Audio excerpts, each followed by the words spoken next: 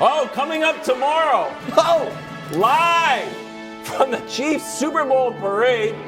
Nick is in Travis Kelce's Louis Vuitton soon to be mine.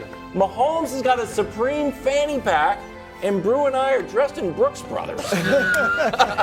Where am I? Come on. I didn't get invited. Okay, I'll see you guys next time. No. We tried to, but they saw all your picks these playoffs against them, and they said, Ixnay on the Greg A. Last night, while nursing a collective hangover, a select committee of pundits, bookworms, and Paul Rudd met in a Manhattan drawing room to burn the midnight oil and deliver the best segment in all of sports media.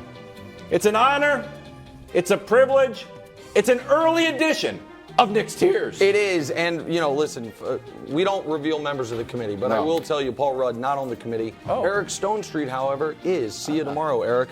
All right, on the clock, all 32 teams featured here, by the way. Season's already over. You're about to draft and just start focusing on the next draft. That's the Cardinals, Washington, the Colts, and the Texans. Trying to rebuild. These teams have some pieces that I like, and one of them could possibly be frisky. I'm thinking maybe the Bears, but the Falcons have caught my eye a bit as well. Time to rebuild. All of these teams have made the conference championship game or the Super Bowl in the last 5 years. In one way or another, went all in to get there, and now it is time to look yourself in the mirror, like after a hard night of drinking after winning a Super Bowl, and you got some questions to answer, and it is time to start the hard work of rebuilding your rosters. League average, they all should hover around 8 or 9 wins. None of these teams should be terrible, but it would be very surprising if any of these teams won 11 or 12 games, but it'd also be surprising if any of these teams only won 5 or 6 games. QB quandary. All of these teams have different types of quarterback questions, but if they get the right answers to them, they could be quite good. The Ravens, is Lamar going to stay there?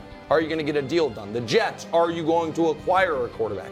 The Packers, are you going to keep your quarterback? The Browns, is the Deshaun Watson we saw as a Texan ever coming back? If so, you could be dangerous.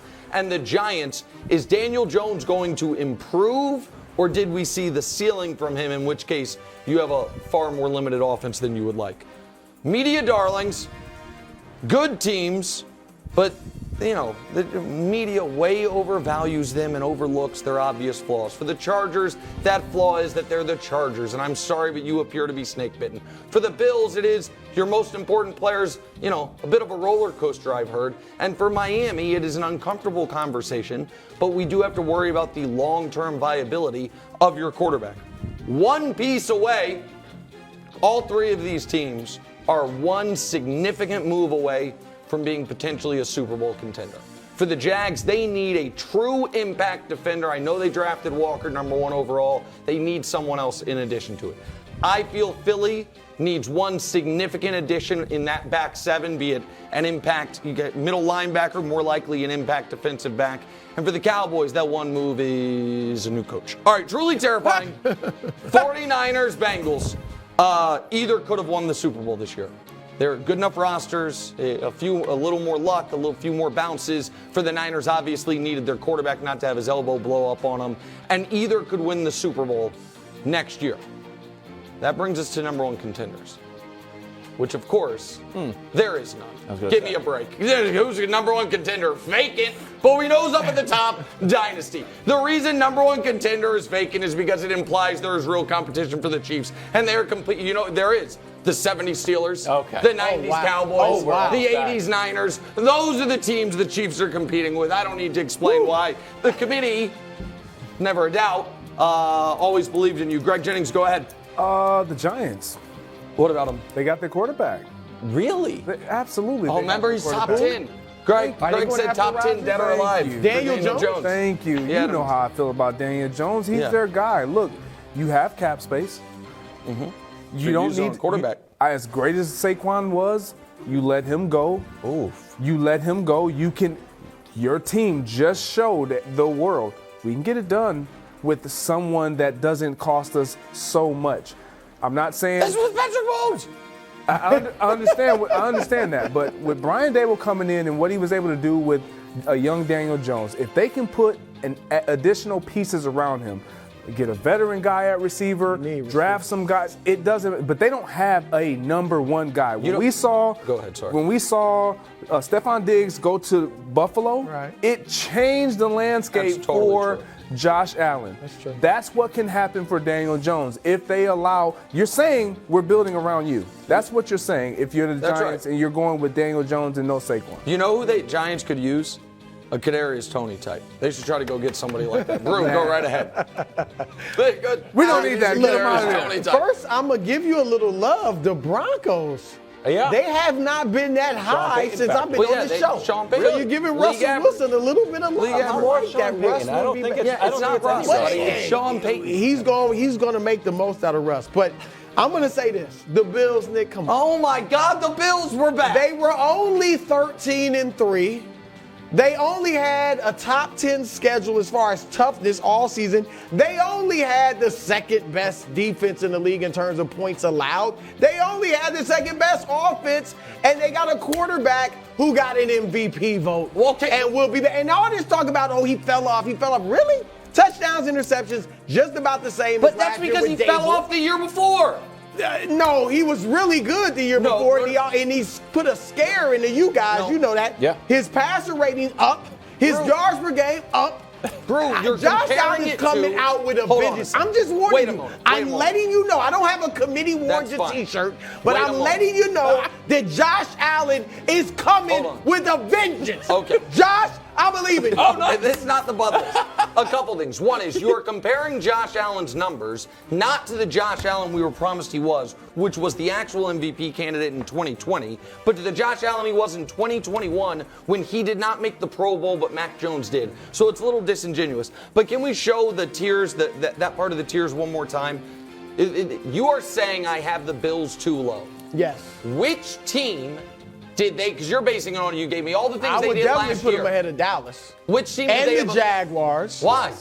Because they're better. Why? Dallas? They got a better quarterback than both of those teams. But no, what evidence did they have a better year than those teams? Because both of those teams lost. 13-3. Both of those teams lost in the same round and were more competitive in their playoff games against tougher opponents than Buffalo lost to. Well, look, the Chiefs, they're awesome.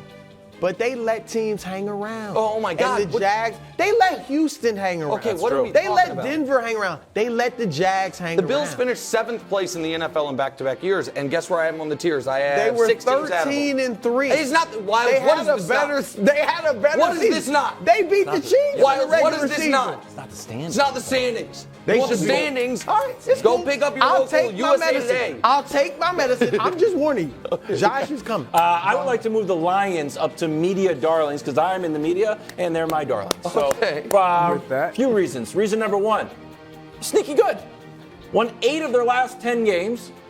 They dispatched of the Packers. This is the little celebration in the locker room for a game that really didn't mean anything. Remember that? You're like, maybe they're going to downshift. Did they realize they can't get in? But they played great, and I think they really rally around Dan Campbell. Reason number 2, and this serves a little bit as a Rams diss track, this last part. Reason number 2, golf. All of a sudden, Jared Goff, Prince of the North, really good. Let's look at Jared Goff's numbers. TD and interception. This is from week 10 to 18. First, passer rating 2nd, completion percentage 6, passing yards per game 6. It's fantastic. Footnote: minimum 200 pass attempts. Just remember that. And then finally, how are they going to get better? Because that defense was no good, and this is where the Rams diss track comes in. They've got picks 6 and 18. Wow, how do they get that? Well, 18 is their own. 6 is the Rams pick. So we got Jared Goff and the 6th pick. Yeah. But 2 defensive players in there, all of a sudden they got 2 second-round picks. Maybe that defense, which has had a little Agent Hutchinson injection, gets even better. Then all of a sudden, whoo! You know what? Their Lions are cooking. Well, You know what? done. And I'll add to your point. Sure. Because while Wildes is not on the committee, we've considered eye on opening me? up a spot. We've been watching Like you for a while. Rivals.com could be- this guy. They also essentially add Jamison Williams. Yeah, there you go. Jamison Williams, who was their first-round pick this year, who did not play much because of the injury, and I think he could be a star if he's able to stay healthy. So you know what? That's why it's way too early. We got to see some things and whatever it is, but He makes some compelling points. Brew, you can learn a lot from him. Or honey and vinegar type thing, you know? You butter That him was up a well little done, bit. Wildes. You had some good points on it. I thought you Very did too, well. though. Thank you. I know. But you crushed the B-block. Look, I'm not picking the Bills necessarily. I'm just saying. Yeah, you said he's coming with a vengeance. Here we go. He's coming. He is. Thanks for watching. Subscribe here to get more from the show and to check out clips from other shows on FS1.